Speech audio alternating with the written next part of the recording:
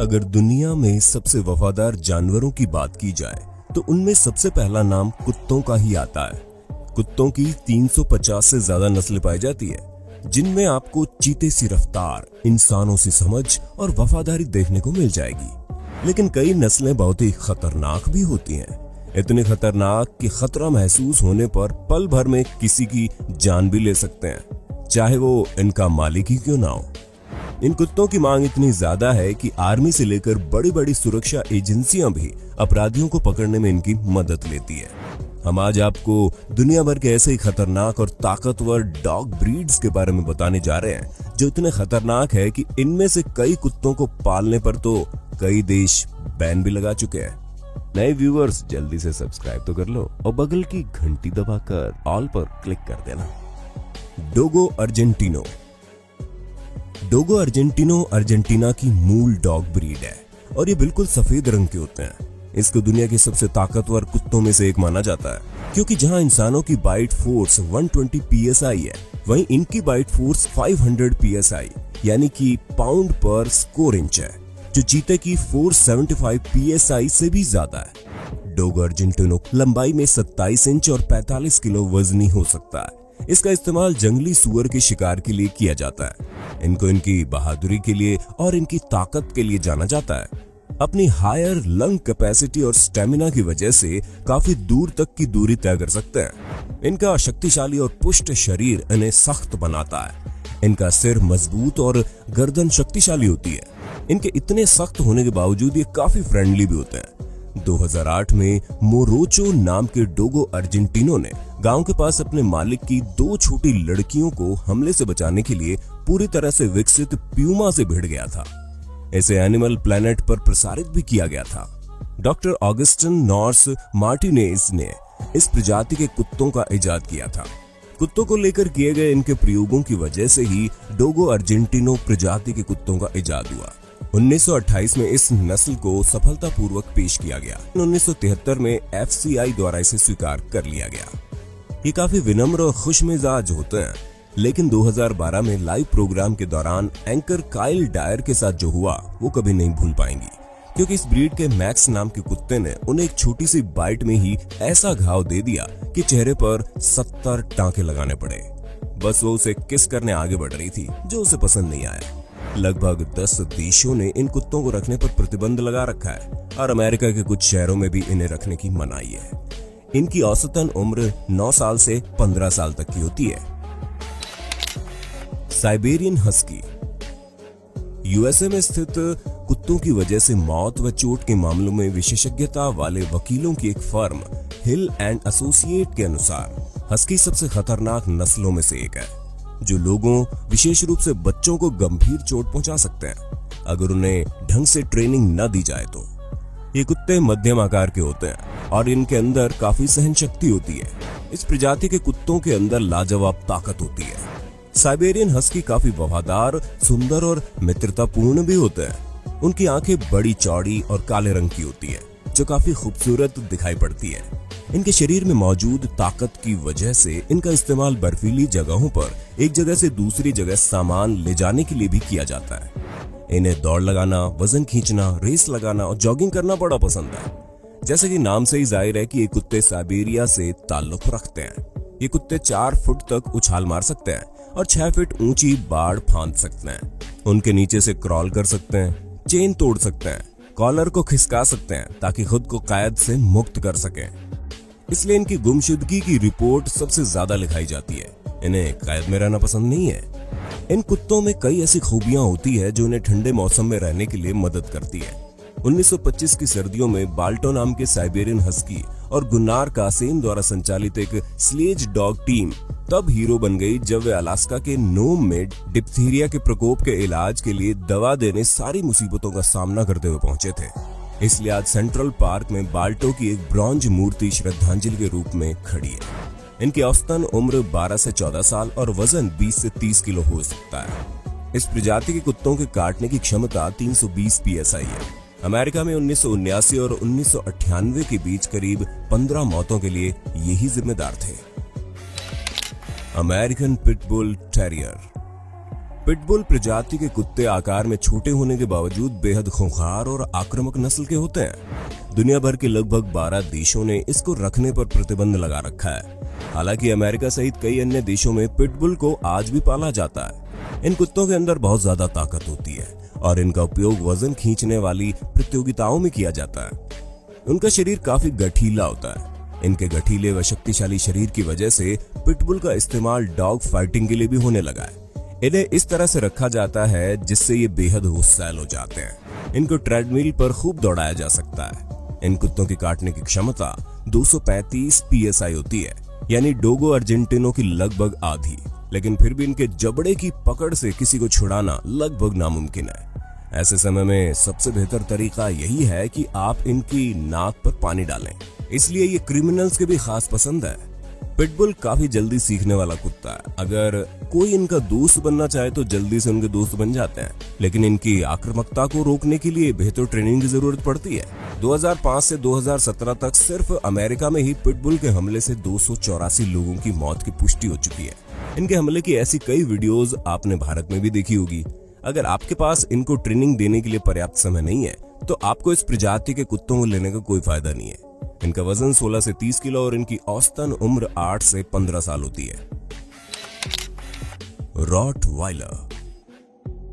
Rottweiler प्रजाति के कुत्ते बुद्धिमान, बहादुर और शारीरिक रूप से मजबूत होते हैं, जिसमें तांबे के रंग के निशान के साथ एक छोटा काला कोट होता है।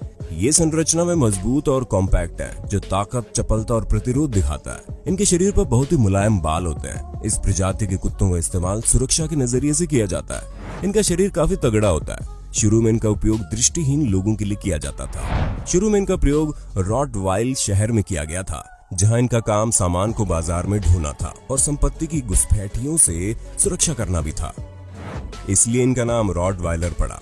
इसके अलावा इनको बुचर डॉग ऑफ रॉटवाइलर भी कहा जाता है। बाद में इनका प्रयोग पुलिस डॉग के तौर पर भी होने लगा। अपने मजबूत शरीर की वजह से ये भारी भरकम काम भी कर लेते हैं। इस प्रजाति के कुत्ते उस प्रजाति के कुत्तों के वंशज है जिन्होंने पहले और दूसरे विश्व युद्ध में बहुत ही महत्वपूर्ण भूमिका निभाई थी। इस प्रजाति के कुत्ते बहुत ही प्यारे, वफादार और घुल मिलकर रहने वाले होते हैं। इनका वजन 60 किलो और औसतन उम्र 8 से 10 साल होती है। इस प्रजाति के कुत्तों के काटने की क्षमता 328 PSI होती है। साल 2014 में अमेरिका में रॉटवाइलर के काटने से 3 लोगों की मौत हो चुकी है। वहीं 1993 से 1996 के बीच अमेरिका में कुत्तों के काटने से हुई मौतों के जिम्मेदार रॉटवाइलर और पिटबुल दोनों ही बराबर थे। कुछ देश जैसे आयरलैंड, पुर्तगाल, रोमानिया, मलेशिया और सिंगापुर ने रॉटवाइलर पर बैन लगाया हुआ है। कांगल। ये शक्तिशाली प्रजाति तुर्की में स्थित कांगल शहर से उत्पन्न हुई है। शुरू में कांगल्स का काम मवेशियों के झुंड की रक्षा करने तक सीमित था।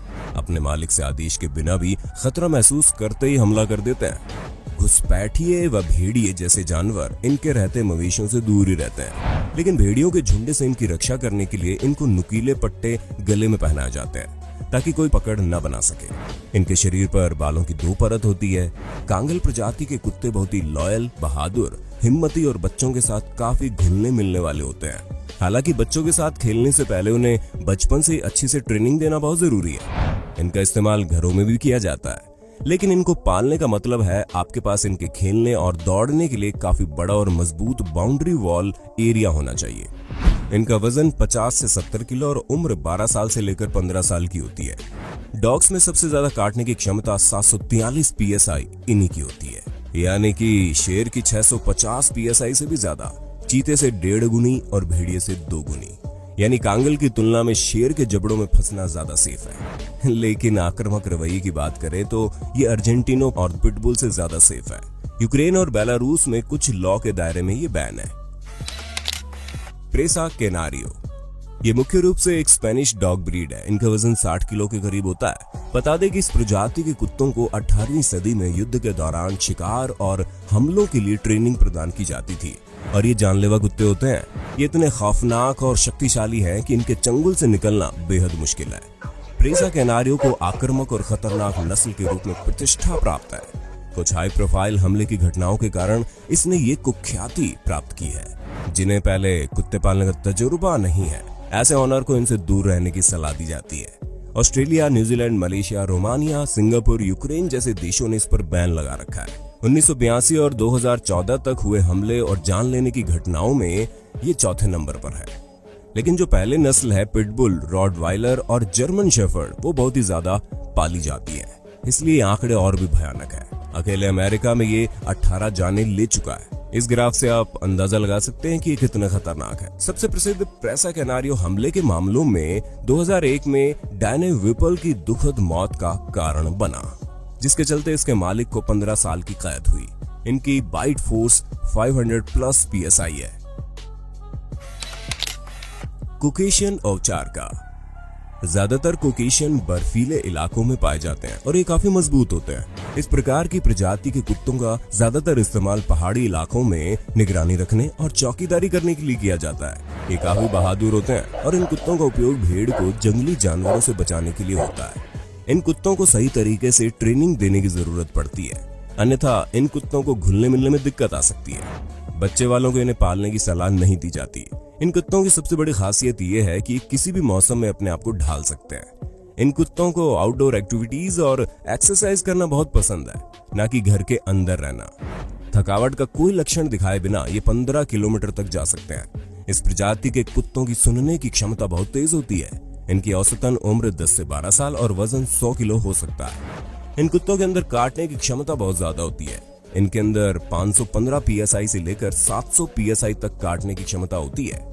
सिर्फ तिबेतन मस्टिफ ही इसको टक्कर दे सकता है, बाकी चाहे पिटबुल हो या रॉटवाइलर, इसके आगे कहीं भी नहीं टिकता है। तिब्बतन मस्टिफ तिब्बत, चीन, मंगोलिया, भारत और नेपाल की खानाबदोश संस्कृतियों के साथ उत्पन्न इस ब्रीड का उपयोग ये अपनी भेड़ों को भेड़ियों, तेंदुओं, भालू और बाघों से बचाने के लिए किया करते थे। इस डॉग को दुनिया में सबसे मजबूत, अत्यधिक खतरनाक और क्रूर डॉग माना जाता है। इनका शरीर काफी बड़ा, तगड़ा और मजबूत होता है और इनका शरीर खूबसूरत काले और भूरे रंग के बालों से घिरा हुआ होता है। तिब्बतन मस्टिफ को अपने शरीर को मजबूत बनाए रखने के लिए व्यायाम करने की जरूरत पड़ती है। इनकी औसतन उम्र 12 से 15 साल और वजन 50 से 70 किलो हो सकता है। इनके काटने की क्षमता 556 PSI होती है। इनके शरीर को देखकर इनके खतरनाक होने का एहसास होने लगता है, क्योंकि ये बिल्कुल शेर की तरह दिखते हैं। चीन के एक शख्स ने तिब्बतन मस्टिफ नस्ल के कुत्ते को लगभग 13 करोड़ 60 लाख में खरीदा था। वैसे तो इन कुत्तों की कीमत लाखों में होती है, लेकिन कुछ कुत्तों को मिली स्पेशल ट्रेनिंग की वजह से इनकी कीमत करोड़ों तक पहुंच जाती है। दुनिया के सबसे महंगे इस डॉग को चीन में स्टेटस सिंबल माना जाता है, जिसकी वजह से वहां इनकी ज्यादातर मांग रहती है। नतीजतन कई मौत इनके कारण हो चुकी है, इसलिए अब कई चीनी शहरों में इन पर बैन लगा दिया गया है। यूएसए के मिशिगन, वॉशिंगटन और विस्कॉन्सिन सहित करीब 6 देशों में इन पर बैन है। उम्मीद है वीडियो आपको पसंद आई होगी। Tosa Inu, Doberman, chow chow, Great Dane, bulldog, Cane Corso, Irish wolfhound, Rhodesian Ridgeback जैसे अन्य खतरनाक ब्रीड की बात हम नेक्स्ट वीडियो में करेंगे। इस वीडियो में अभी हमने सबसे कॉमन ब्रीड्स की बात की है।